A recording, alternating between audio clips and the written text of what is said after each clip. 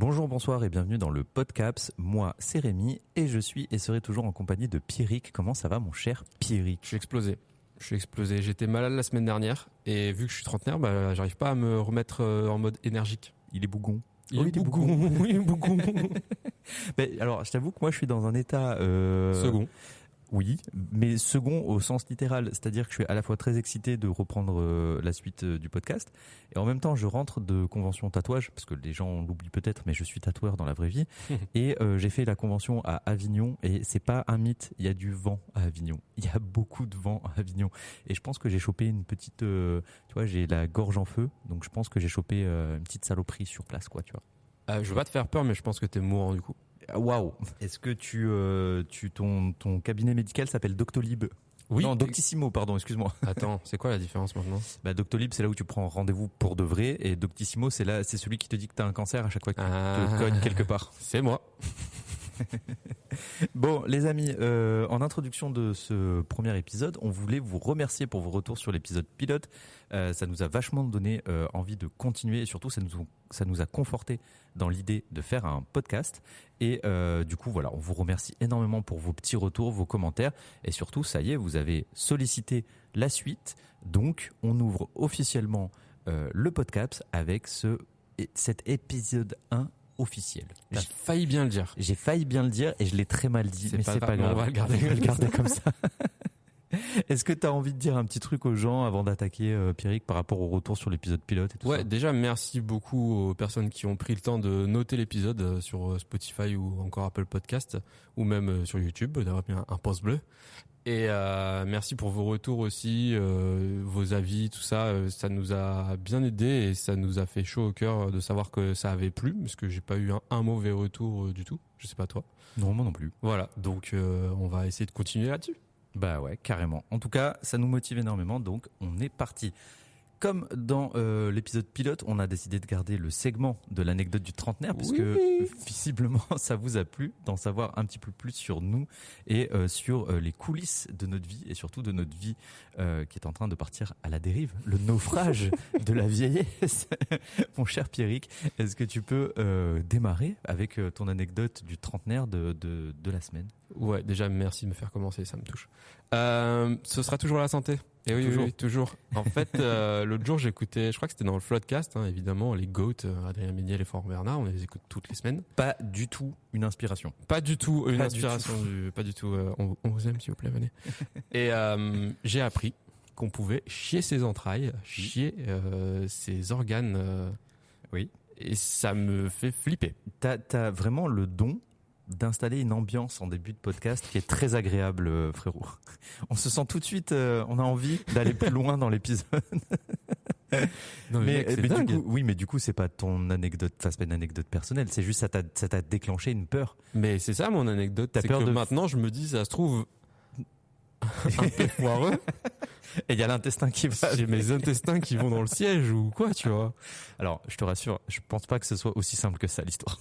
Ils ont dit que ça pouvait arriver avec genre une opération très lourde et tout, tu vois. Après une opération très lourde. Ouais. Mais connaissant ma chance, je me dis qu'à tout moment, j'ai un saucisson qui sort du... frérot, bon. Alors, pour ma part, les anecdotes. Non, mais c'est vrai, frérot. Tu t'inquiètes de rien. Si c'était si grave que ça, on aurait des gens qui chieraient leurs entrailles dans la rue. Tu vois ce que je veux dire? Peut-être. T'imagines à la jeu plat, frère, l'été. C'est quoi ça? C'est un tronc d'arbre? Non, c'est mon intestin grêle qui rigole, mais on rigolait du Covid aussi avant. Alors moi, j'ai pas eu le temps de rigoler du Covid avant. Moi, un jour, j'ai ouvert l'application de news, c'est Nice Matin, hein, évidemment, et j'ai lu Covid. 2 jours après, on était confinés. Donc, tu vois, moi, le Covid, ça a été très rapide. À tout moment, demain, l'épidémie, c'est tu chies dans ton froc tes intestins. Non, je pense pas. Je pense pas, frérot. C'est mon anecdote de flip. D'accord. Écoute, que tu le veuilles ou non. Du coup, ça me fait beaucoup de peine pour toi parce que vraiment 100% tu flippes pour rien, je te le dis. Je pense vraiment pas que ce soit un truc qui soit si répandu que ça. Bon, en tout cas, pour ma part, on va rester un tout petit peu du côté médical, mais beaucoup plus soft, rassurez-vous. Est-ce que tu dirais qu'il y a quelque chose qui a changé sur mon visage, Pierrick? Oh, je sais pas, j'ai l'impression que tu as un truc sur les yeux, sur le nez. Oui, j'ai rajouté un accessoire. Et d'ailleurs, j'ai rajouté un accessoire suite à une réflexion que tu m'as faite, où tu m'as dit... en vrai, t'as un visage qui manque de quelque chose. Donc j'ai jamais su si c'était un compliment pour me faire passer la pilule qu'à partir de maintenant j'allais devoir porter des lunettes ou si c'était vraiment une saloperie de ta part. Je crois que ma phrase c'était ton visage a besoin d'un truc en plus. Je me souviens pas précisément. D'un accessoire, je crois que c'était ça. Oui, je me souviens pas précisément, mais... Et après j'ai dit t'es moche. Bon, comme vous l'avez compris, je porte des lunettes depuis à peu près un peu plus d'une semaine. Et ça a été une sacrée aventure. On va remettre, avant d'aller plus loin, la précarité au cœur de cette anecdote. C'est quoi le prix des lunettes? Parlons-en. C'est quoi cette... Bah après ça Non, mais dépend. c'est quoi cette Maintenant tu mascarade peux en avoir à 20 balles. Oui, non, mais à 20 balles, mec, tu corriges quoi? Mec, c'est ce que j'ai sur les yeux. Frérot, ça m'a coûté 500 balles l'histoire. Entre le prix des montures, 116 € le verre. Il y a 2 verres, évidemment. Bah oui, qu'un t'as œil. 2 yeux. Donc, et après, ils m'ont dit, oui, la paire de soleil à moins 50, ça vous intéresse? Je dis, bah oui, Parce que t'es une victime. Non, je suis pas une victime, frère. C'est que je suis en train de conduire. J'y vois rien sans mes Ferme les lunettes. yeux en conduisant. Bah oui, bien sûr. Comme tout le bien monde. sûr. Enfin bref, du coup, ça m'a coûté. Et au début, moi, j'étais choqué. Et en fait, j'en parle autour de moi, dans ma famille et tout. On m'a dit, 500 balles des lunettes. Mais ça va, tu t'en sors bien. Oh, frérot, ma mère, 900 balles les lunettes. Mais c'est des lunettes de designer. Ma mère, pardon, 900 balles, c'est ma belle-mère. Ma mère à moi, 1200 €. Oui, mais parce que vous allez chez Opticien Mais Créateur. rien du tout. Ma mère, elle va chez l'opticien du quartier, frère. Il n'y a pas de créateur. Non, Frère, mais on vous est cherchez là. Mais non, on cherche pas, mec. C'est juste que t'as des verres, mon gars, ils sont astronomiquement Et t'as riches. quoi? T'as les lumières bleues, tout ça? Bien sûr, bah oui. Mais attends, c'est des conneries, ça. mais Ça non, sert à c'est rien. pas des conneries. Ça sert à rien. Ça sert à Bah, rien. alors, je sais pas si ça sert ou si ça sert Ça sert à pas. rien. En tout cas, voilà. J'en ai pas et je suis aveugle, donc c'est Enfin bref, voilà, tout ça pour dire. Alors, il y a un truc qui m'agace, moi, avec ce genre de dépenses financières et de coûts financiers, c'est que c'est des trucs où, en fait, t'as pas trop le choix dans ta vie. C'est-à-dire que moi, là, clairement, l'ophtalmo m'a dit, tu ne peux pas continuer comme ça, il te faut des lunettes. C'est clairement tellement j'avais foutu en l'air les yeux, tu vois. Du coup, je suis obligé d'avoir des lunettes. Et du coup, ils en profitent, frérot. Et me dis pas que du verre, frère, on souffle du verre depuis moins 400 avant Jésus-Christ. Je veux dire, c'est un matériau qu'on sait travailler. Et à quel moment ça coûte aussi cher? Genre, vraiment. Et en plus, j'allais dire un gros mot pour qualifier l'opticienne alors qu'elle a été adorable avec moi. Mais du coup, cette gentille madame, elle me regarde, elle me dit « Oh, c'est super, votre mutuelle, elle vous rembourse 102 €. 102 € sur 500, elle va te faire foutre. C'est pas une bonne nouvelle. 398 €. Non, j'ai payé 440 et quelques. Ah bah, ouais, t'es baisé jusqu'au bout. J'arrondis. Enfin bref, voilà, c'est ma nouvelle aventure. Et surtout, ce qui est très drôle, par contre, c'est que moi j'ai une correction sévère, du coup je suis astigmate. Ouais. J'ai dû les mettre. Et en fait, là je suis en mode redressement sévère des yeux. Tu vois, il n'y a pas de verre progressif ou on y va doucement, on fait ça tous les 6 mois. Non, là j'avais tellement attendu qu'il fallait corriger les yeux de fou malade. Et c'est simple, j'ai passé 4 jours. J'avais la sensation d'être sous LSD. Donc la morale de cette histoire, les enfants. Ne prenez pas soin de vos yeux. Non, ne vous droguez pas. Si vous voulez vivre des sensations mettez extrêmes, des lunettes. allez chourer des lunettes de gens dans la rue. Random, tu croises quelqu'un qui a des lunettes, tu les mets, c'est 100% t'es foncé. Patate, tu prends les lunettes. Patate, tu lui voles les lunettes et t'es foncé pendant 3 jours. Après, ton cerveau s'habitue très vite. Aujourd'hui, je ne peux plus voir sans mes lunettes. Mais voilà, si vous voulez avoir des expériences très fortes dans la vie, surtout en termes de comment on appelle ça, d'hallucination, chourer des lunettes aux personnes qui portent des lunettes. Tout simplement, Optique 2000 et let's go. Hein. Exactement. Enfin voilà pour mon anecdote du trentenaire précaire. Les amis, on va pouvoir passer au sujet le plus important de ce podcast. J'ai évidemment cité le cinéma, mais avant de vous parler des derniers films qu'on a vus, on va remercier notre partenaire pour ce podcast qui est tout simplement le cinéma Cinéum, le cinéma de Cannes, qui est littéralement, je prends aucun risque en disant ça, dans le top des meilleurs cinémas de la Côte d'Azur. Est-ce que tu es prêt à parler des derniers films que tu as vus ? Alors, le dernier film que j'ai vu au cinéma... Oui, je fais une légère parenthèse. Ça, c'est un truc qu'on nous a demandé de vraiment garder, ouais. de se faire deviner les trucs à chaque fois. Moi, j'étais pas trop convaincu de ça.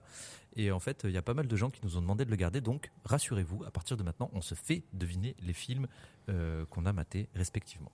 Donc vas-y, fais-moi deviner ton film. Le réalisateur, et je pense qu'on va laisser 10 secondes après parce que tu vas trouver direct, mais peut-être pas les auditeurs. Le réalisateur est l'oncle de Nicolas Cage.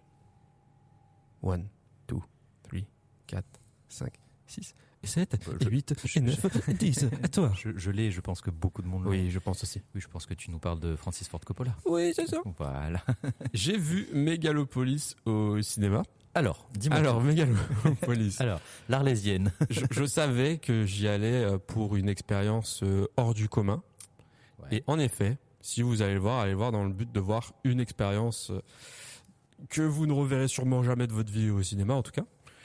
Ce réalisateur a fait ce film, je pense, par moments sénile et par moments complètement lucide, quand il a tourné, quand il l'a écrit. C'est un peu du théâtre ou de la danse contemporaine en IMAX, quoi.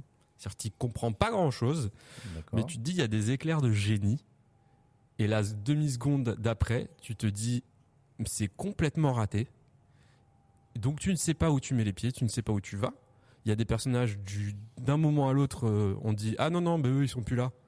Alors qu'il y aurait pu avoir une intrigue de fou. Il y a des intrigues toutes les 2 minutes qui apparaissent. Tu vas d'un film de science-fiction à un film noir d'un instant à l'autre. Tu comprends pas vraiment où tu mets les pieds. Tous les acteurs surjouent la plupart du temps, mais je pense que c'est volontaire. C'est très étrange et on dirait que Coppola est dans ce film en avance et en même temps en retard sur son temps. Voilà. Ouais, et on comprend qu'il aime bien les petites jeunes aussi. Ouais. Mais je pense que c'est vraiment, si vous avez les moyens d'aller le voir, ce film en IMAX, allez-y juste vraiment pour l'expérience. Après, honnêtement, soit vous allez détester, soit vous allez dire c'est un génie, il a tout compris, nous on sait rien faire et tout. Mais pour moi, il y a du très mauvais comme du très bon, et malheureusement, le mauvais l'emporte plus sur le bon. Voilà. Bah, tu vois, moi, alors je l'ai pas vu Megalopolis, et d'ailleurs, il y a le film dont je vais parler m'a refroidi à l'idée de voir Megalopolis. Et en fait, je pense qu'il y a un petit problème d'ego avec ces mecs-là qui ont passé 75 ans largement. Il a 80 et quelques. Plus, je crois. Et donc quand tu sais déjà que lui-même il a mis 120 millions dans le projet, tu sais qu'il y a un truc un peu ego trip en mode je m'en fous, je cherche plus à trouver mon public, ou juste je me fais un fantasme. Et effectivement, à l'âge qu'il a, tu sais pas si c'est une bonne idée de lui laisser autant les rênes sur un truc aussi important qu'un projet comme Megalopolis. En fait, moi, je m'inquiète toujours de ces trucs où ils te disent ouais, c'est le film que je voulais faire il y a 40 ans. Ouais, mais sauf que si t'as pas évolué en 40 ans et que tu nous sers un truc que toi-même t'as fait germer dans ta tête pendant 40 ans et tout, il y a une chance sur 2 pour que ce soit casse-gueule de ouf. Mais on voit qu'il y a des moments où il se dit je vais faire comme les films que je regardais dans mon enfance et tout, le jeu d'acteur, la chorégraphie des gestes, tout ça, et tu te dis franchement respect, parce qu'il a fait, je suis sûr, exactement ce qu'il voulait, parce que sûrement il s'est dit j'en ai plus pour longtemps, donc je veux faire le truc que je veux avant d'y passer, et donc respect pour ça. Il a fait ce qu'il voulait faire, et voilà, c'est sorti au cinéma, bravo monsieur. Mais voilà, c'est vraiment une expérience qui est pas pour tout le monde, je pense. Bravo monsieur, oui non, il sort au cinéma juste parce qu'il s'appelle Coppola, mec. Ouais, mais il l'a quand même financé, tu vois, genre même s'il est riche, mais il a vendu je sais plus quoi là pour financer et tout. Non, parce que faut quand même avoir les cojones de le faire après avoir fait Le Parrain, Apocalypse Now et tout ça, quoi. Un truc qui n'a rien à voir et qui peut te mettre complètement à terre. Oui. Bon, après, je pense qu'à l'âge qu'il a, il s'est dit Osef, on y va jusqu'au bout. On verra bientôt. Ok, bah en tout cas, moi, j'avoue que les retours qu'il y a autour de Megalopolis, je suis pas convaincu que c'est pour moi. Après, j'ai été courageux, parce que je me suis quand même fait Megalopolis et ensuite Interstellar. Donc l'après-midi soirée film, le frérot il est resté 12 heures aussi. Ouais. Non mais en fait je me suis dit dans le sens contraire, je l'aurais pas fait, tu vois, j'aurais pas fait Interstellar puis Megalopolis, mais là je savais que Megalopolis allait me retourner le cerveau complètement, ce qui s'est passé. Et du coup après j'ai nettoyé mon cerveau avec Interstellar, qui est toujours aussi magnifique en IMAX, qui ressortait pour les 10 ans au cinéma. D'ailleurs pour les 10 ans de Interstellar, je tiens à préciser que j'ai mis des chaussettes avec des petits astronautes. Voilà, c'est mon petit kiff. C'est mon petit truc pour rester un peu jeune, tu vois, les chaussettes à motifs. T'es magnifique. J'adore les chaussettes à motifs. C'est une nouvelle passion. Oui, c'est pas le sujet, mais c'est pas grave. On peut parler des chaussettes. J'en ai plein. Je les mettrai, mais là on est presque en hiver, donc ça va arriver. Ah oui, bah, moi je t'avoue que short, chaussette à motif. Voilà, c'est ma dégaine de la trentaine. Ça, c'est vraiment le touriste allemand. Ah ouais, je kiffe, frérot, je kiffe. Tant mieux. Ok. T'as vu quoi, toi? Alors, moi, pour te faire deviner mon film, Ouais. je te dirais tout simplement qu'il y a Keanu Reeves dans son plus mauvais rôle et un grand château. Un très grand château. Alors oui, tu as vu Dracula Oui, de Coppola, oui. mais Keanu Reeves est dedans? Bah oui, mon ref. Non, mais parce que j'ai vu le film il y a super longtemps, parce que je devais voir le film pour Ouais, l'anecdote et je suis tombé malade, évidemment. J'étais joyeux. Alors, déjà, je fais une petite parenthèse. C'est un film de 1992, mais oui, je l'ai vu au cinéma. Et oui, ça compte pour ce podcast. Ne pensez pas qu'on va vous parler Ah que oui, non, bien sûr. des films récents au cinéma. Des fois, on a la chance de pouvoir participer à des projections où soit ils retapent les films, soit pour les anniversaires ou quoi, ils font des projections spéciales. Et moi, ça me permet de rattraper du retard sur certains films. Bien sûr. Et là, en l'occurrence, je n'avais jamais vu Dracula de Coppola, donc sorti en 1992. Ah, tu l'avais jamais vu, d'accord. Je ne l'avais jamais vu. Et effectivement, dedans, le casting est incroyable. Oui. Très très cool. Donc si je dis pas de bêtises, on a Keanu Reeves, Gary Oldman, on a Winona Ryder. Non, Franchement, je me souviens pas de tout le casting. je vais la pas te confonds. mentir. Non, je crois que c'est Winona. Je sais plus. Il y a Louane aussi. Oui, clairement. Et Vita. Non, et du coup, pourquoi je dis que c'est un film qui m'a refroidi d'aller voir Megalopolis parce que, désolé, je vais peut-être faire hérisser des cheveux sur beaucoup de têtes, mais j'ai passé un très très mauvais Ah moment. ouais, Ouais. J'en ai un très bon souvenir de ce film. Eh ben, j'ai passé un très mauvais moment. Alors, je comprends totalement. Attention, gros disclaimer. Dans ce genre de situation, je comprends totalement que c'est moi qui ne suis pas adapté au film et je dis pas que le film est mauvais. Je dis simplement que c'est pas le genre de cinéma auquel je suis réceptif. D'accord. Et en fait, en sortant du film, donc on est allé le voir avec Tom et Quentin. Et Tom et moi, on a à peu près vécu la même expérience. Quentin, lui, a adoré. Le ciné étrange. Alors Quentin, c'est un peu l'inverse. C'est-à-dire qu'il en avait un très mauvais souvenir. Et là, il a adoré. Ah, c'est intéressant ça. Bon, après, on sait tous que Quentin, c'est un émo gothique romantique, mais qui s'assume pas. Donc, ça match pour un film de... Non, je rigole, je suis désolé. Non, si. Je t'aime, Quentin, je t'aime. Et je te taquine. Bref, donc ouais, Tom et moi, on a plus passé un peu le même moment. On s'est d'ailleurs permis de se taper quelques barres de fou rire pendant le film. Et en fait, bon, j'explique pourquoi j'ai vraiment pas passé un bon moment. Encore une fois, en fait, je me suis aperçu que le rythme Coppola était pas du tout mon rythme. Et pourtant, j'adore les films longs. Mais Coppola, en fait, ce qui est un peu déstabilisant avec lui, c'est qu'il a pas trop ce truc de te raconter des péripéties de choses. En fait, il déroule un long tapis d'histoire. Et il enchaîne juste les plans voilà, mon histoire, je vais te raconter de A à Z et juste je déroule et tu te fais profondément chier, quoi. Ouah, c'est chaud de dire ça. Tu prends des risques. Hein. En tout cas, moi, je me suis fait un peu chier. Et une autre chose que j'ai pas aimé avec ce film, donc déjà, c'est que... Et dites-nous dans les commentaires si Rémi c'est une merde. Non, mais vous pouvez y aller. Et je suis tellement habitué, si tu veux, à en prendre plein la gueule quand je dis que j'aime pas un film qui est censé être culte. Blade Runner. Par exemple. Donc, du coup, je suis vraiment habitué à ce qu'on me rentre dedans dans ce genre de moment. Sauf que le cinéma, ça reste de l'art et on est tous libres d'interpréter l'art. Et d'avoir tort. Exactement. Après, tu te souviens pas du film, donc tais-toi. Parce que autant tu vas remater le film et tu vas me dire, ouais, ok, c'est une gigabouse, tu vois. Non. Non, alors, c'est ce que je voulais préciser. En fait, je comprends que ce soit devenu un film culte pour beaucoup de monde, surtout à l'époque. Il y a un vrai putain de travail de mise en scène. Mais c'est presque trop. Et du coup, moi, le sentiment que j'en ai eu, c'est que c'était à la limite du film expérimental. C'est-à-dire que il utilise tellement des caméras de façon différente tout au long du film qu'il y a un moment, t'es juste dans une crise d'épilepsie. Et ça m'a gonflé. Voilà, ça m'a gonflé. Et j'ai pas trouvé que, tu vois, Gary Oldman, il surjoue. Alors, est-ce que c'est pas un peu le truc de Coppola de faire surjouer ses acteurs? Je sais pas, là c'est parce que c'est Dracula, c'est très ouais, je sais pas, mais en vrai, le film il date de 92. Tu m'aurais dit il était sorti en 77, je t'aurais cru, mec. Ok. Tellement voilà. Et il y a un autre truc qui m'a un peu mis mal à l'aise, et visiblement c'est la même chose dans Megalopolis. Tu vois qu'il aime les jeunes femmes quand même. Ah ouais, mais dans Ouais. Megalopolis, et souvent ils trouvent qu'elles sont un peu teuteux, quoi. Là, ça a un peu gêné. dans Dracula, alors ok, on est Faut que je le revoie. il y a 30 ans en arrière, tu vois, donc les mœurs étaient différentes. Mais et puis je comprends que le sujet du film, c'est vraiment une histoire de romance et tout. Mais il y a romance et il y a prendre les femmes pour des Kleenex, quoi, tu vois. Ah ouais, Donc, ok, ouais.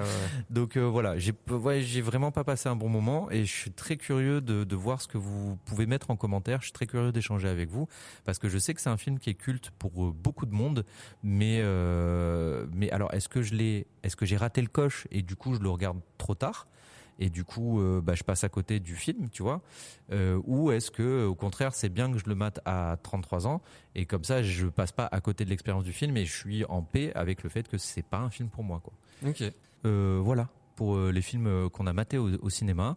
Tu vois, la différence avec le premier épisode, c'est qu'on avait kiffé nos derniers films. Ouais. Là, c'est un peu plus mitigé, quoi, tu vois. Après, techniquement, le dernier que j'ai eu, c'était Interstellar, et c'était incroyable. C'est vrai. C'est vrai. On va pouvoir passer au dernier film qu'on a vu sur une plateforme de streaming. Et mon cher Pierrick, je te laisse tenter de me faire deviner ton film. Tu vas jamais trouver, je pense, mais alors, c'est un film qui regroupe Superman et Aquaman. Suicide Squad? Non, pas du tout. Alors, de façon récente ou... Voilà, c'est un Marvel? Non, déjà, c'est ça n'a d'ici, rien à voir. d- C'est déjà pas du tout un d'ici. film de super-héros. C'est pas du tout un film. Ah, donc t'es allé chercher un truc dans le lore du film, ou Pas du tout. il y a un vieux poster dans une chambre Pas du d'enfant. tout. Il y a, je sais pas. Ok, c'est un film de Guy Ritchie. Rock'n'Roller.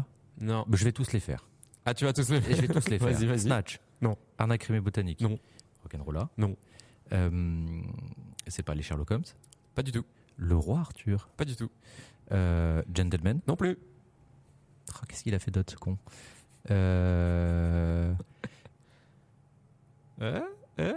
Il a pas fait un film genre d'espion? Code Uncle? Alors non, mais il y a un acteur qui est là-dedans, qui est Ouais, dans le Henry- film que j'ai vu. Henry Cavill, Voilà, d'où donc- Superman. Voilà. Donc il y a Jason Momoa en face. Non. Bah je vois pas, frère. Et je mets carreau. Ah, alors c'est le ministère de la Sale Guerre. Et en Ah. fait, je dis Aquaman parce que dedans, il y a Alan Ritchson qui a joué Aquaman dans Smallville. Et du coup, la ref obscure. Je pense que tu t'es bien plus cassé la tête que moi pour essayer de nous faire deviner les films, mec. Je te le dis. Je t'avoue que j'avais rien pour Coppola et j'ai un peu improvisé. Donc là, je suis bien content de ce truc. Mais du coup, j'ai vu le ministère de la Sale Guerre qui est sorti il y a peu de temps sur Prime Video. Ok. Donc c'est le dernier film de Guy Ritchie. Et bon, alors c'est très divertissant, j'ai passé un très bon moment et tout. On voit que Guy Ritchie s'est dit, je vais faire un film pour le kiff et pour m'amuser. Ce sera pas le film de ma carrière. Ah mais j'ai vu les bandes annonces quand je regardais la dernière série que j'ai regardée sur Amazon Prime. Je voyais les bandes annonces. Voilà. C'est un truc globalement sur la Seconde Guerre mondiale. Voilà, c'est ça. Donc, Avec si Henry tu veux Cavill, voir- machin et tout, si qui tu veux chasse, voir- qui chasse du nazi un peu. Ouais, si tu veux voir des beaux gosses Mm. tuer des nazis, tu vas kiffer le film. Bah Inglourious Bastard. Ouais, déjà, c'est un c'était- cousin très éloigné de Inglourious Basterds. En plus, en mode juste on va se détendre et on va kiffer tuer des nazis en vraiment pur divertissement, cinéma divertissant, quoi. Donc j'ai passé un très bon moment, franchement. C'est pas un film dont je me souviendrai toute ma vie, mais c'est un film qui est quand même très fun et qui a un côté vraiment tarantinesque, même en dehors de l'histoire, qui est assez proche d'Inglourious Basterds. En tout cas, juste sur le thème. Hein. Après, le reste n'a rien à voir, je vous rassure. Mais c'est pas le film de sa carrière, mais c'est quand même un bon film, un bon moment. Si vous savez pas trop quoi regarder, vous pouvez kiffer et vous marrer devant ce film où Henry Cavill est génial et Alan Ritchson aussi. Bravo à eux. Eh ben, tu vois, je t'avoue, je savais pas que c'était Guy Ritchie qui avait fait ce film, et je vais quand même être curieux, et je pense que je vais quand même le mater dans pas trop Ouais. longtemps, parce que tu sais, j'avais maté la série Gentleman, Oui, tu avais dérivée de pas son aimé. film. Alors c'est pas que j'ai pas aimé, j'ai trouvé ça très cool. Redondant parce que il faisait toujours les mêmes choses. Et voilà, je trouve que Guy Ritchie, 70% de sa carrière, c'est tout le temps la même chose. C'est des mecs qui font du trafic de weed. Il y a 15 personnages différents, ils sont tous entremêlés. Et je dis pas, il le fait très très bien, tu vois. Et t'as toujours, tu sais, le boxeur, t'as le gitan, t'as justement le gentleman, t'as le mauvais garçon, t'as machin et tout. Et il le fait extrêmement bien. Et d'ailleurs, c'est pour ça qu'il a dirigé presque toute sa carrière autour de ce genre de film. Sauf que c'est bon, frère. Bah là, je pense que le seul point commun que tu as retrouvé, c'est que c'est une bande de mecs et que c'est que des ultra beaux gosses. Mais du coup, ce que je kiffe, c'est qu'ils sortent et qu'ils va dans un sujet précis et qu'ils sortent parce que tu vois, quand il avait fait Sherlock Holmes, ça avait très bien fonctionné. Personnellement, moi, j'ai adoré les Sherlock Holmes de Guy Ritchie. Un peu moins bien Le Roi Arthur. Je trouvais très mauvais. J'ai pas vu celui-là. Mais je pense qu'il s'est lancé dans un style qu'il maîtrisait pas. Tu vois, la fantaisie médiévale, c'était pas son truc. Et j'ai trouvé qu'en termes d'effets spéciaux et tout, ça fonctionnait pas, quoi. Ça fonctionnait pas du tout. Bah là, tu vois que c'est un film Prime, quoi, Prime Vidéo. Ouais, hein. ouais. Mais c'est pas pour autant que c'est mauvais. En tout cas, j'ai pas trouvé ça mauvais. Et donnez-lui une chance, vous passerez un bon moment et puis voilà, et vous irez faire vos courses après tranquillou. Hein. Franchement, ça va pas changer votre vie. Mais ça sent le film du dimanche quand même. Hein. Ouais, c'est ça, mais non, vraiment pas désagréable. Ok. Quelque chose à rajouter sur Guy Ritchie, je peux écrire pour toi si tu veux. Oui, d'accord. Écoute, on lui enverra un recommandé. Il n'y a pas de souci. Je pense qu'il sera ravi. Déjà, je pense qu'il écoute forcément le podcast. Ah mais c'est sûr. C'est sûr et certain. D'ailleurs, Guy, tu viens quand tu veux, frère. Et c'est lui qui a mis 5 étoiles sur Amazon. Exactement. Sur Amazon. Sur Spotify. Qu'il a mis 10 fois. Oui, c'est ça. Ok, pour ma part, je vais te donner le nom de 2 femmes qui ont collaboré sur ce film. Et ça va aller très vite. Okay. Ah ouais? Ouais. Ok. Julia Roberts et Michelle Obama. Quoi? Ah oui, monsieur. Eat, Pray, Love ou un truc comme ça? Non, pas du tout. Non. Qui ont collaboré sur ce film? Ouais. C'est récent? Ouais. Ah ouais? Ouais. Ah ouais? Ouais. Oh là là. C'est quelle plateforme? Si je te dis, tu Netflix. trouves le film. Et ouais. Mais alors vraiment, je sais pas. Et pourtant, c'est un film qui a pas mal fait parler de lui fin d'année dernière, début d'année, là, qui était un peu dans tout le monde disait est-ce que tu as vu ce film-là, gna gna gna. Et justement, moi, je comme ça. Je l'ai pas regardé exactement comme ça. Ok. Même mon banquier, je suis allé ouvrir un compte, il m'a dit vous êtes dans le rouge. Je vois pas du tout de quoi tu parles. Franchement, si t'as un autre indice. Qu'est-ce que je pourrais te donner comme autre indice en vrai, à part te sortir des noms d'acteurs. Vas-y. De l'autre côté, il y a Ethan Hawke et Marsha Ali. Et franchement, je sais pas du tout de quoi tu parles. Eh ben, ça m'arrange. C'est quoi? Je te parle du film qui s'appelle Le Monde après nous, The World After Us. Ah mais oui. Eh ben, voilà. Ah, j'ai pas vu. Mais oui, d'accord. Okay, est-ce que tu sais du coup à quel niveau Michelle Obama a participé à ce productrice, film? je crois. Tout à fait. Le bien couple sûr. Obama est producteur. Donc c'était le film que tout le monde disait qu'il fallait voir en début d'année. Tout simplement parce que justement il y avait cette histoire de produit par le couple Obama. Moi en général quand il y a tout le monde qui me dit faut mater ça, j'y vais pas. Ouais, toi t'es un peu un mec je suis chiant à l'ancienne. Non, je suis chiant, faut le dire. Je pas le dire. Non, on va dire que j'aime maîtriser ma hype et du coup là j'en avais pas trop pour ce film et en fait je sais plus trop quand la dernière fois j'attendais pour un rendez-vous et je traînais sur Netflix. Et j'ai lancé le film complètement par hasard, en me disant, si je l'arrête en plein milieu, j'en ai rien à foutre. Tu vois. Et en fait, au bout de 10 minutes, j'ai tout arrêté. J'ai appelé Maud et j'ai dit, ce soir, si t'as rien de prévu, faut qu'on mate un film. Parce que le premier quart d'heure de ce film est fou. Genre, vraiment fou. Ah ouais? Ouais. Il me donnait pas tant envie que ça. Et ben moi non plus, vraiment, j'étais en mode...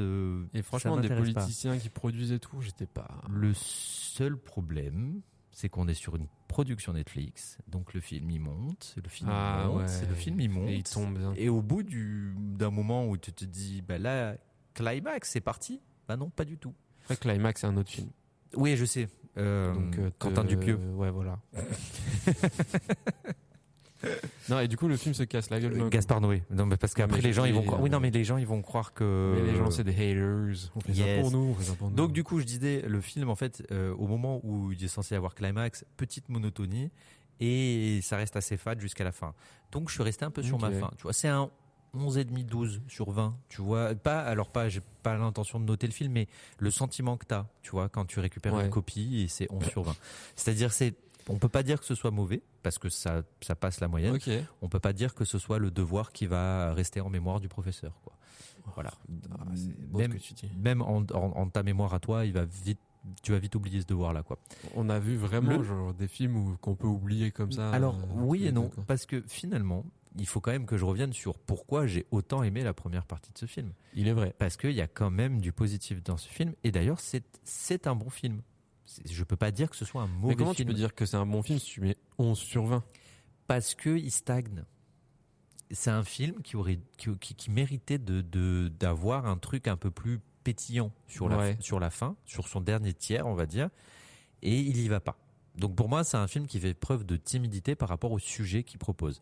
Mais par contre, vraiment, le premier tiers et je vais même dire la première moitié du film, ultra cool. Et donc je sais pas si tu sais de quoi ça parle, mais en gros, donc c'est une famille américaine de New York qui décide de partir sur une envie soudaine de la maman, qui est jouée par Julia Roberts, qui partent passer un week-end dans une maison au bord d'une plage au sud de New York.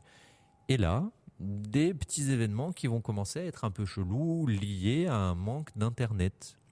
Ne vont-ils pas avoir des obstacles à surmonter ? Non, pas du tout. Ah bon ? Pas du tout. En fait, il se passe rien. Si. En fait, ce qui se passe, c'est que ils se retrouvent isolés de la grande ville, et à la grande ville, il se passe quelque chose. Ok. Et sauf que tu sais pas trop quoi. Et ce que j'ai trouvé de très intéressant, c'est que le film te met face à des personnages qui eux-mêmes ne savent pas ce qui se passe réellement, et du coup tu t'identifies vachement avec eux, et t'as à un moment donné dans le film, t'as l'impression d'être un peu confiné avec eux dans cette grande baraque, et être spectateur comme eux il y a un effondrement technologique dans la grande ville, mais tu peux pas y aller, tu peux pas y participer, et du coup tu te poses des questions. Et en fait le sujet de ce film, c'est un peu, et si demain le monde s'arrêtait et que tu n'étais pas au courant. Banger. Ben, sur le papier, franchement, je kiffe. Sur le papier, c'est génial. Et tout le début du film ne parle que de ça. Et ça m'a vraiment pris, genre en mode, je suis vraiment curieux de savoir où est-ce qu'ils vont aller. Et en vrai, la fin est pas si mauvaise quand tu connais le sujet. C'est juste que, en termes de film, ça manque de pétillant sur la fin. Mais c'est vraiment, le film te prend un peu par la main et te dit, imagine là demain, tu pars en week-end, tu loues un petit Airbnb en haut de la montagne, et t'es loin de tout, tu vois. Ouais. Et en fait, tu le sais pas, mais à Cannes, à Nice, à Paris, il n'y a plus Internet, les gens peuvent plus communiquer, il n'y a plus de système de banque, il y a peut-être une attaque cyberterroriste, et toi en fait t'es juste en haut de la montagne, et tu peux pas vraiment le savoir, tu vois. Je parle en morse, comme à l'ancienne. Je sais déjà ce que je veux donc faire, du coup le film, ouais, mais tu vois, genre à un moment ils essayent de prendre la route, essayent de retourner en ville et tout, ils peuvent pas parce que les routes sont barrées, machin et tout. Et en fait ils voient au loin que la ville elle commence à prendre feu et tout, tu sais, ça c'est un peu inquiétant. Et ils se disent, là le choix c'est qu'est-ce qu'on fait ? Est-ce qu'on retourne à New York ou est-ce qu'on reste ici, on essaie de se démerder ? Et j'en dis pas plus parce qu'après il y a d'autres personnages qui vont vraiment te faire comprendre plus ou moins ce qui se passe. Et les Obama. Ils arrivent dans le film, tu sais. Non, donc c'est un film que j'ai retrouvé relativement, et attention, je vais employer le mot préféré de Guillaume Pley, intéressant. Mais tu sais que c'est la pire chose quand tu dis un truc c'est intéressant. Ouais, ça veut dire que genre tu t'en fous complètement. Est-ce que tu connais le film Captain Fantastic ? Oui, bien sûr. Avec Viggo Mortensen. Ah bah oui. Dedans ils ont interdiction d'employer le mot intéressant. C'est vrai. Et je trouve ça très intéressant. Tu peux dire que je suis une merde. Non, j'aime beaucoup. J'aime beaucoup ce que tu fais. Ok, donc voilà pour Le Monde après nous. C'est un film que donc du coup je vous conseille de voir parce que il va vous emmener dans un truc un petit peu de réflexion autour et s'il y avait un effondrement et que vous pouvez pas vraiment le savoir, comment vous le vivriez, quoi. Et visiblement c'est un film intéressant. Donc à voir. Exactement. Bon, mon cher Pierrick, pour le dernier film que tu as vu en DVD, je t'écoute, fais-moi deviner tout ça. Alors déjà, j'ai regardé en Blu-ray, pas en DVD. Ça reste approximativement la même chose. C'est un peu une meilleure qualité. Si je pouvais le voir en 4K, je l'aurais fait, mais j'ai pas les sous. C'est un film de 1968. 2001 Odyssée de l'espace. Non, 68. 2001 Odyssée de l'espace. 2001 Odyssée de l'espace, c'est 2001 comme ils disent dans le titre. C'est la première fois qu'on voyait au cinéma des morts vivants comme on les connaît aujourd'hui. Est-ce que ce serait un film de George Romero? Tout à fait. Est-ce que ce serait C'est pas putain. Non, dans le centre commercial? Non, ça c'est pas le premier. C'est pas le premier 2 ou le 3, je sais plus. Ouais. C'est La Nuit des zombies. La Nuit des morts vivants. La Nuit des morts vivants. Night of the Living Dead. Et je crois que celui dont je te parle moi que j'ai vu de a eu un Romero. remake. Exactement, mais moi j'ai vu l'ancien aussi, et c'est le retour des zombies ou un truc comme ça. Ouais, je sais plus exactement parce que pardon, t'avais pas fini. Non, en fait, je m'ennuyais déjà. Et je comprends. Je suis un mec très ennuyant. Vas-y. Du coup, je savais plus ce que je voulais dire. Alors, La Nuit des morts vivants. Je t'écoute. Du coup, tu l'as en DVD? Je l'ai en Blu-ray. Prête-le-moi. Pas en DVD. Prête-le, je m'en fous. J'ai un petit peu d'argent quand même. J'ai une Play 5, elle lit tout. Non, je l'ai acheté il y a quoi, une semaine? Okay. Une semaine et demie, et je me suis dit c'est incroyable qu'il l'ait ressorti en Blu-ray parce que j'avais envie de me regarder un film à l'ancienne comme on dit, et je sais que l'époque où j'avais découvert ce film, je m'étais fait je crois à peu près tous les Romero de cet univers à la suite, sur une semaine on va dire. Et j'en ai gardé un bon souvenir. Je me suis dit là en Blu-ray, je vais en profiter et tout. Et ça reste un film culte, tout simplement. Si je me trompe pas, même il a été repris par un des musées d'art moderne ou je sais plus, une connerie comme ça, pour le montrer et tout. Tellement il est rentré dans l'histoire du cinéma. Et comme je dis, c'est la première fois qu'on voyait les zombies comme on les connaît aujourd'hui. Et c'est fou de se dire que s'il n'y avait pas eu ce film, peut-être qu'aujourd'hui on n'aurait pas la définition du zombie qu'on a, qui bouffe des gens et tout quoi. On aurait peut-être une autre vision du zombie quoi. Ouais, parce que je me suis renseigné et avant ce film en fait les zombies c'était plutôt des morts vivants qui comment on dit, qui obéissaient aux humains et aux vivants. Et là Romero il a dit non, je vais absolument changer tout ce qui se passe dans votre cerveau. Et évidemment le film est vieux, donc il y a des trucs qui marchent plus du tout, mais ça lui ajoute un charme, je trouve. Aujourd'hui, des gens qui tombent et t'entends juste touc et ils sont morts, ou juste des gens qui se frappent, mais clairement tu vois qui tapent à côté, des choses comme ça. Et c'est fou de se voir aussi, de comprendre, l'évolution du cinéma de 1968 jusqu'à aujourd'hui. C'est un truc de dingue, tout ce qu'on a pu faire et apprendre. Ouais, moi j'aime bien de temps en temps me replonger dans un vieux film. C'est toujours hyper déroutant, comme tu dis, de voir d'où est-ce qu'on vient dans le cinéma et qu'est-ce qu'on en fait aujourd'hui, tu vois. Mais du coup, c'est un bon film ou c'est un mauvais film? Non, objectivement. C'est un bon film. Déjà, je trouve que surtout pour 1968, l'histoire est super intéressante parce que t'as vraiment les personnages clichés qu'on voit dans à peu près tous les films de zombies maintenant. T'as le relou, t'as le mec un peu badass, t'as la fille un peu hystérique qui se dit on va tous mourir. Nanana. Bon après, il y a un peu du machisme et du sexisme dans le film, parce que c'est 1968. Par exemple, la fille elle gifle un mec. Et le mec, son premier réflexe, c'est de lui foutre une patate dans la gueule. Ah oui, et c'est censé être le héros. La réponse est violente. Oui, la réponse est un peu extrême. Mais voilà, non, après, je pense que ça a mis énormément de bases dans le film de zombies qu'on a aujourd'hui. De toute façon, Romero, c'est la référence de zombies. Tu peux pas, je veux dire, mais c'est fou, que tout soit absolument basé là-dessus, quoi. Je trouve ça incroyable. Et en plus, j'ai appris que la restauration du film au niveau de l'image a été un fast-food. Non, pas du tout. La restauration. Oui, je l'ai, mais je suis très mauvais. Je rappelle que je suis un peu malade. Ouais, non, mais c'est comme ça même quand il est en forme. Et je suis sous codéine. Voilà. Ouh, tu dois être tac. Ah oui, je suis au taquet. Non, mais du coup, apparemment, Lucasfilms, je crois, ou LucasArts a aidé à la restauration du film. Le mec a fait Harry Potter. Exactement. Exactement, j'ai envie de me tirer une balle. Bon, arrête, voilà. C'est ta blague préférée. Après, j'ai passé un très bon moment et en plus, j'ai enchaîné parce que, comme je vous ai dit, du coup, là, on enregistre mercredi. mercredi, lundi, j'ai vu Megalopolis et Interstellar, et hier soir, mardi, je me suis fait La Nuit des Morts Vivants. Donc vraiment, j'ai taffé. Et moi, c'est un peu pareil, tu vois, genre depuis qu'on a vraiment commencé ce podcast, je m'achète plus de DVD, du coup. Et du coup, tu vois, genre, c'était avant-hier soir. Du coup, je suis rentré de convention et pour des raisons personnelles, Maud n'était pas à la maison. Et du coup, j'avais le salon pour moi tout seul, ce qui n'était pas arrivé depuis 6 ans, tu vois. Et qu'est-ce que j'ai fait ? J'en ai profité pour mater 2 films d'affilée, dont un dont je vais parler là, la transition dans la chronique du DVD.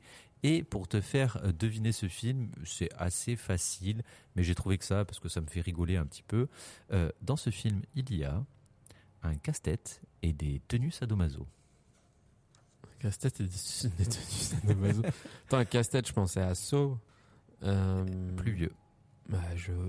Tenue sadomaso, t'es sûr que c'est... Alors, c'est...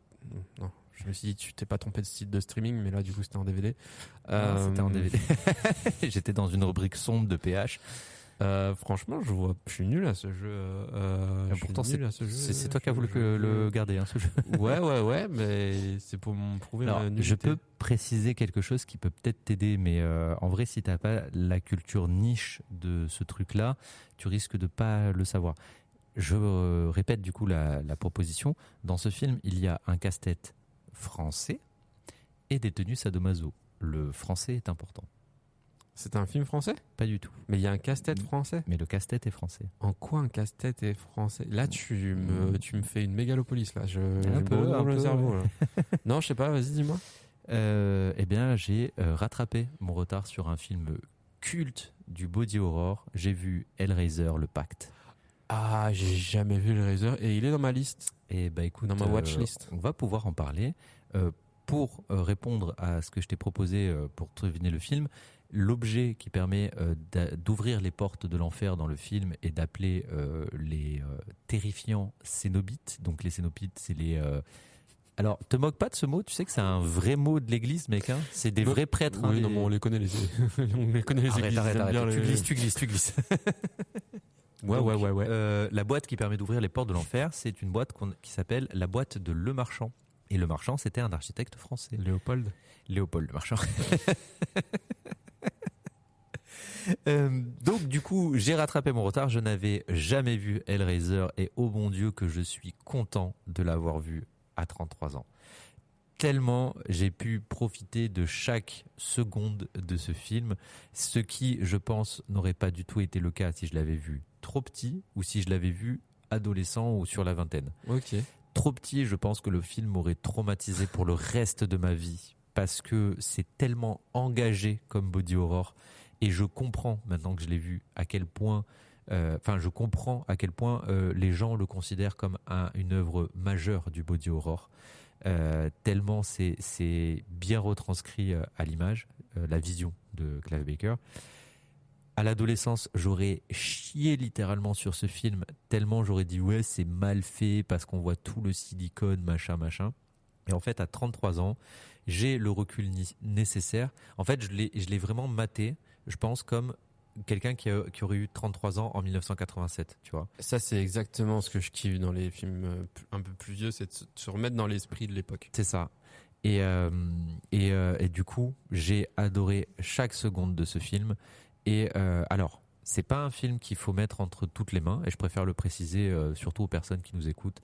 Si vous n'aimez pas la vue du sang, si vous n'aimez pas tout ce qui est squelette humain, et si vous n'aimez pas tout ce qui est acte de torture, vous êtes des mauviettes. Un petit peu, mais non. N'y allez pas, parce que tout le film est basé sur l'extrapolation de la douleur. Donc, je vous rassure, c'est pas un torture porn. Ça, c'est très important de le dire. C'est pas du tout un Saw, c'est pas un Hostel, c'est pas ce truc, c'est pas du gore gratuitement, et c'est tout ce que j'ai aimé avec ce film. Alors, comme je l'ai dit un peu plus tôt, effectivement, il y a plein de choses qui sont très mal faites dans ce film. Tu vois que le film a vieilli, et surtout, ce que tu vois, c'est qu'ils avaient très peu de budget pour faire le film. Mais ce que j'ai adoré avec ce film, c'est que tu ressens tout le côté Clive Barker, il a créé un univers, vraiment, qu'il a imaginé de toutes pièces, et tu vois qu'il avait absolument que ce qu'il désirait le plus du monde entier en 87, c'était de faire découvrir cet univers à tout le monde. Et pour ça, il a choisi de passer par un film. Et souvent, les films un peu d'horreur gore comme ça de ces années-là, quand il n'y a pas de budget, la réal, elle est catastrophique. Tu vois, c'est mal joué, c'est mal monté, c'est les scènes s'enchaînent et tu comprends pas grand-chose ou quoi, ou c'est un peu brouillon et tout. Là, bordel de Dieu, qu'est-ce qu'il a pensé? Non mais vraiment, il a réfléchi à comment bien raconter son histoire. Et ça, j'ai beaucoup apprécié dans ce film.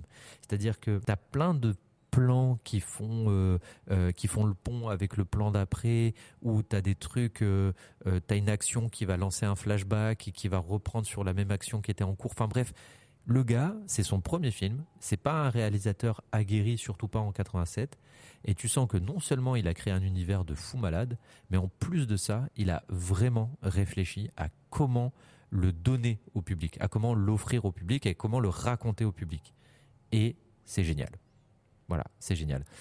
Non seulement, en plus de ça, je trouve que les thèmes abordés dans le film sont hyper cool. Donc c'est tous les trucs un peu d'adultère, de trahison, de manipulation, l'emprise que tu peux avoir sur quelqu'un, machin. Et le dernier gros point positif pour ce film, c'est que malgré le petit budget qu'il devait y avoir, donc c'est pour ça que tu vois beaucoup de silicone, que c'est pas hyper bien fait.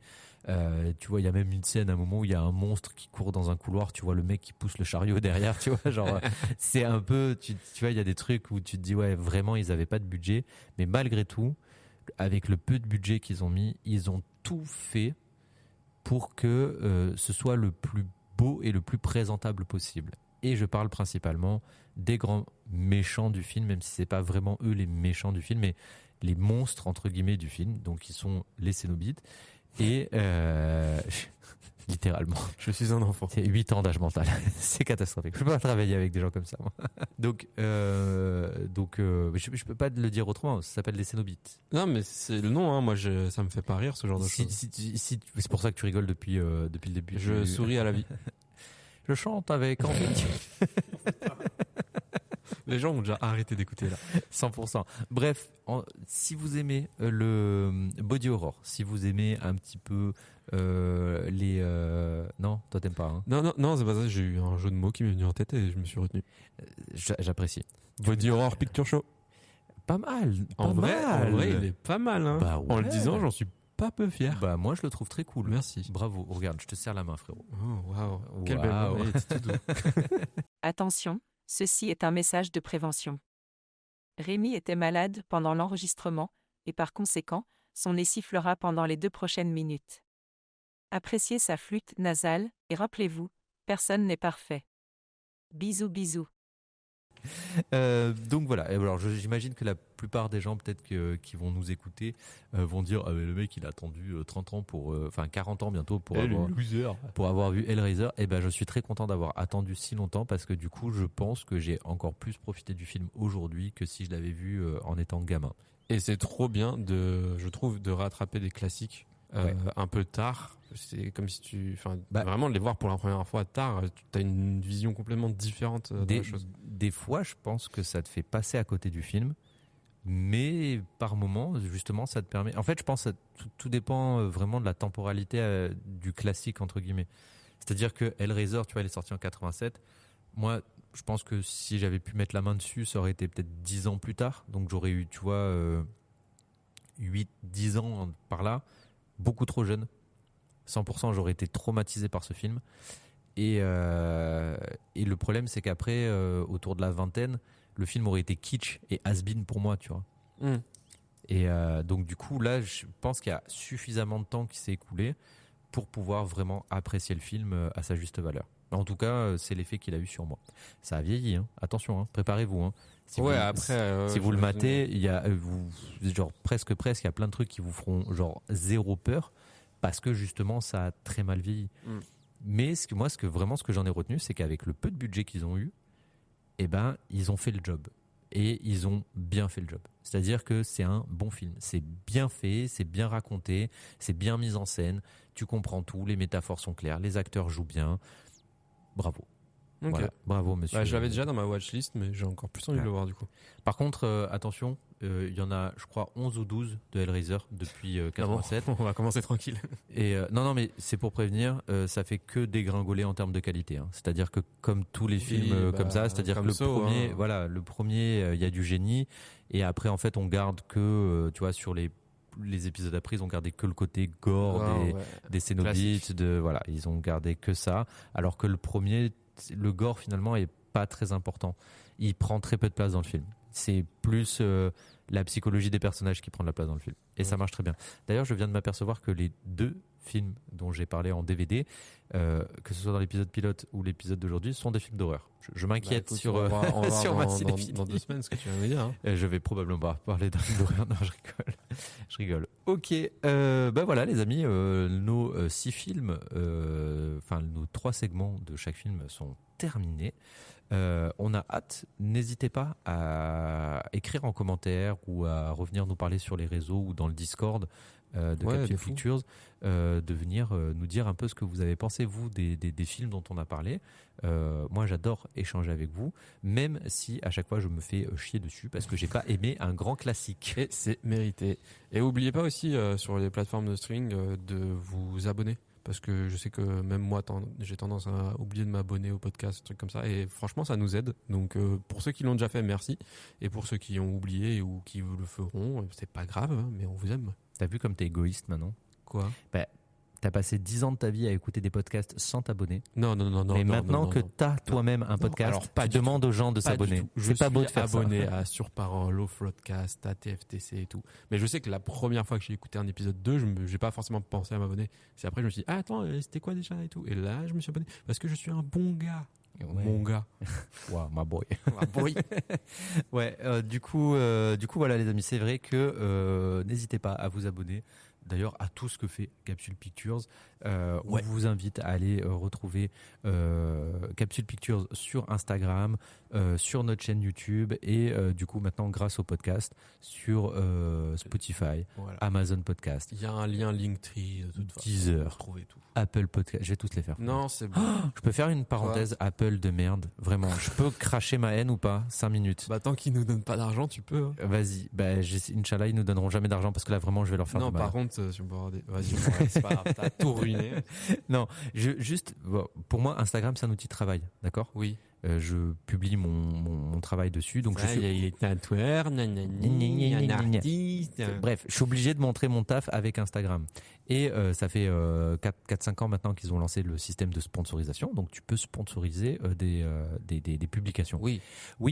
Tu sais ce qu'ils ont fait Apple là depuis le 1er octobre? Qu'est-ce qu'ils ont fait? Tu vas me dire de toute façon. Ouais, et ça va. J'espère que tu vas être révolté comme moi. Ouais.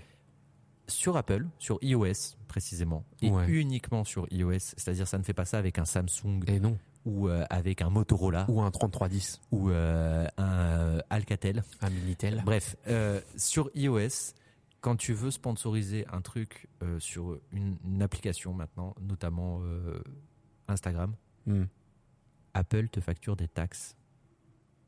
C'est-à-dire que là, je suis rentré de convention tatouage. J'ai fait un tatouage dont je suis très très fier et je voulais le sponsoriser pour le montrer au plus de gens possible. J'avais décidé de mettre 25 € et je rappelle que je suis un trentenaire précaire. Donc 25 € pour moi, c'est énorme. Et ben, en passant par l'application sur Apple, ça me revenait à 42 €. Oui. Pardon, ça a saturé. Ils ont mis, frérot, j'avais plus de 10 € de taxes et 7 € de taxes internationales. Question. Réponse. As-tu essayé sur PC?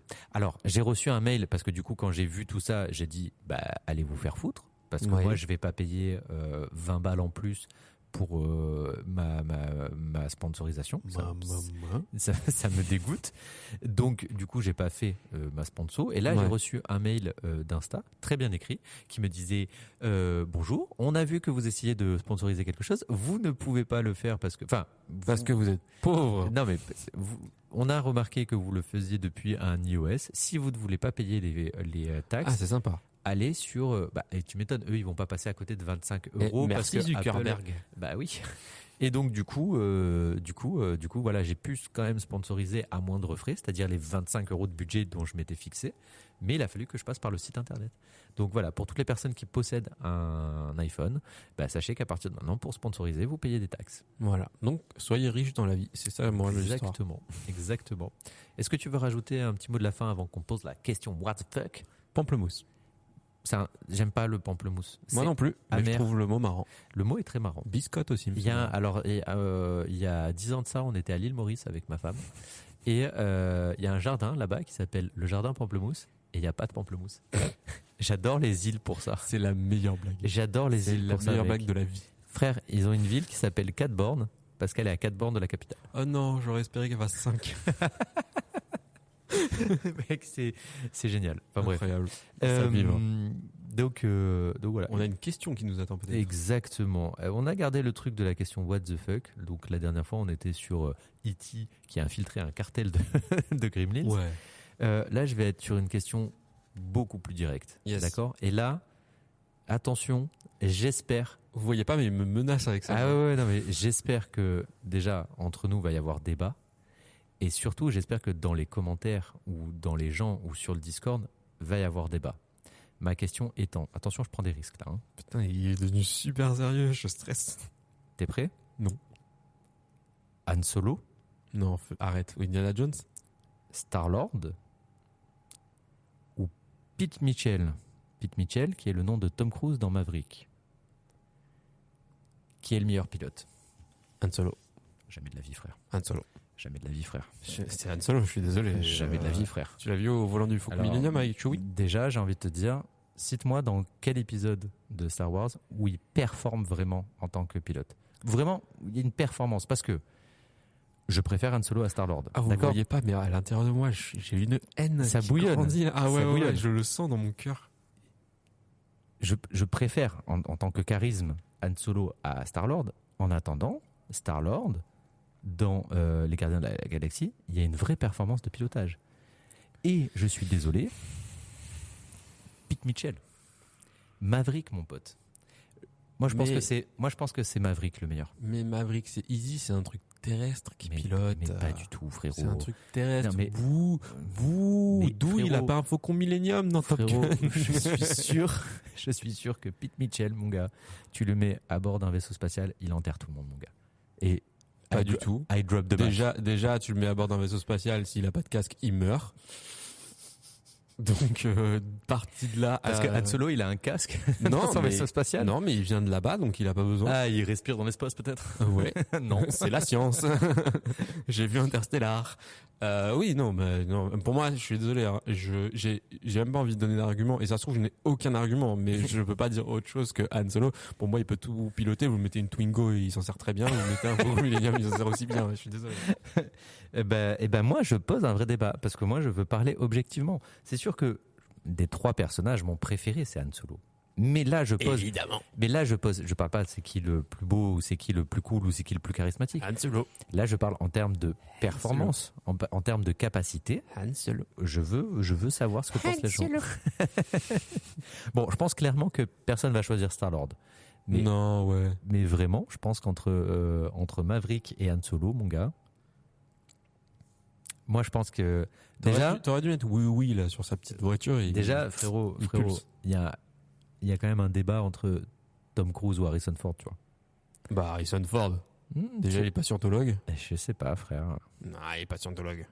Bah, après, Tom Cruise, il a quand même joué Les Grossman, mon pote. Ouais, c'est vrai, dans Tropic Thunder. Ouais, non, mais après, c'est un super bon acteur, Tom Cruise, mais il est trop chelou en vrai pour que ce soit mon préféré. Ouais, c'est vrai.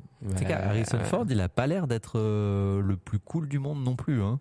Non, mais au moins c'est sincère. Je ne sais pas. Alors que Tom Cruise, je pense qu'il nous cache des choses. Par contre, on verra, peut-être qu'il était chez P. Diddy. Ouh. Et c'est sur ça que va s'arrêter ce podcast. Ça dénonce. Ah, je suis un gueudin. Non, bah oui, voilà. C'est la fin de ce podcast, les amis. On va finir sur 1000 bouteilles de lubrifiant. Oh, punaise. Non, oui, c'est la fin de ce podcast. Donc, n'oubliez pas, vous pouvez nous retrouver sur Instagram, YouTube et toutes les plateformes de podcast. Il y a plein de petites choses qui arrivent, il y a plein de petits contenus qui arrivent principalement sur notre chaîne YouTube. Donc voilà, on vous remercie énormément d'avoir écouté ce premier épisode officiel du podcast. Tu allais dire ? Oui, juste parce qu'il y a beaucoup de gens qui m'ont demandé, à peu près 2 millions vu nos abonnés, mais on diffusera tous les 2 dimanches. Je sais pas si ça se dit. Oui, toutes les 2 semaines le dimanche. 2 fois par mois. Voilà. Quoi. Je ne sais pas parler. Une semaine sur 2, un dimanche sur 2. Tiens, tu le fais tellement bien. Ça a tellement été le rythme de notre vie d'avant que j'ai pas de. Ouais. Après, si on a des sponsors, on peut faire beaucoup plus souvent. Oui, hein, Webedia Pour quoi de l'argent, Apple, il vous a chié dessus, mais moi, je vous aime bien. Hein. Bon, ok. Voilà les amis, on vous fait des gros bisous. On vous retrouve dans 2 semaines. En attendant, n'oubliez pas, allez voir des films et revenez nous en parler sur les espaces commentaires dédiés. C'était nul T'as comme parlé fin. comme une IA. C'était nul. C'est Siri, quoi. Je me fais chier moi-même. Ah, c'était chiant. Allez, salut tout le monde. Bisous.